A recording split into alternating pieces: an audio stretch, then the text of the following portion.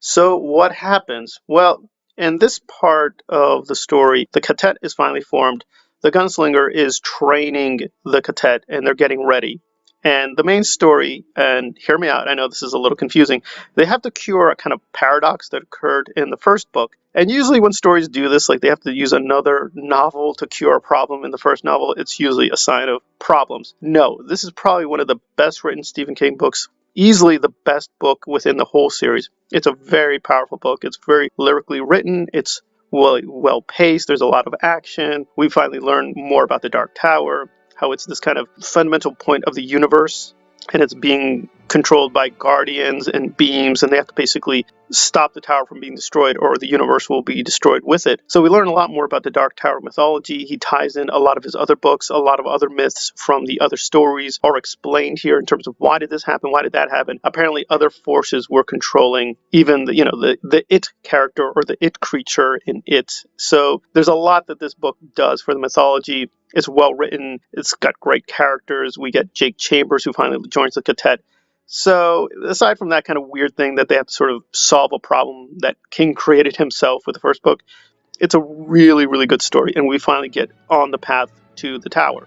Now, the problem, though, is having said this is the best part of the series, I have to be consistent and say the quality of the books don't drop off dramatically. They're still very well written, but I would say this is the high point because they set up a great cliffhanger at the end of this one, which includes some special appearances by, let's just say, King characters that if you know his universe very well, you'll recognize them. So there's some great guest appearances from other people. But even though the cliffhanger is set up really well in the first part of Wizard and Glass, is very powerful. I would honestly say pay for the Wastelands and the Wizard and Glass because the follow through is amazing. I think it was an amazing thing he did, and it's very consistent. It's really well thought out. However, whereas Wastelands as a whole I think is well written, Wizard and Glass I think is a little bit more erratic in quality. So the good points here are pretty strong. It's very well written. The prose style is more inviting because the first one I think for too many people is very modernist and postmodernist. It's more like you're getting a fragmented consciousness speaking to you. The second book is a little bit better because it's a little bit more focused on the characters, but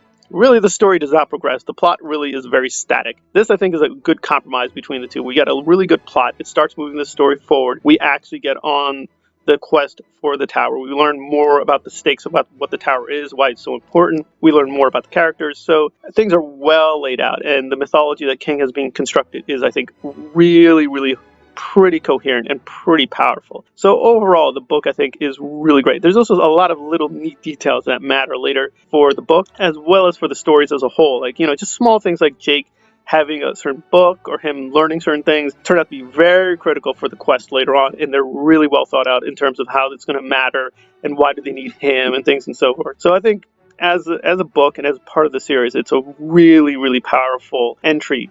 However, I will have to be honest that if you only want to see the best parts of the Dark Tower, then you could probably stop here. You could probably just read the first part of Wizard and Glass and get a really great conclusion to the cliffhanger. But I would have to say, yeah, the series does kind of peter out in midpoint, and that's a real tragedy. But like a lot of people, the final books are good, but the ending is kind of screwy, and a lot of things you think are going to develop never develop, and so it's like a lot of false starts. So it is a little disappointing, but the upside is this book is amazing. It's great. It's an allusion to T.S. Eliot and his poem The Wasteland. There's a lot of neat things going on at the subtext. If you really are a big King fan, he gives you a lot of Easter eggs throughout the whole novel. There's also a lot of interesting allusions to literature and mythology. If you don't care about that, you can just concentrate on the main story, and that's very well done. So I think it really works for multiple audiences. I would recommend this really highly. Just as a book unto itself, it's really well written. It's that good. But it is kind of, unfortunately, the high point of the series, and the rest of the series is lacking in certain parts. And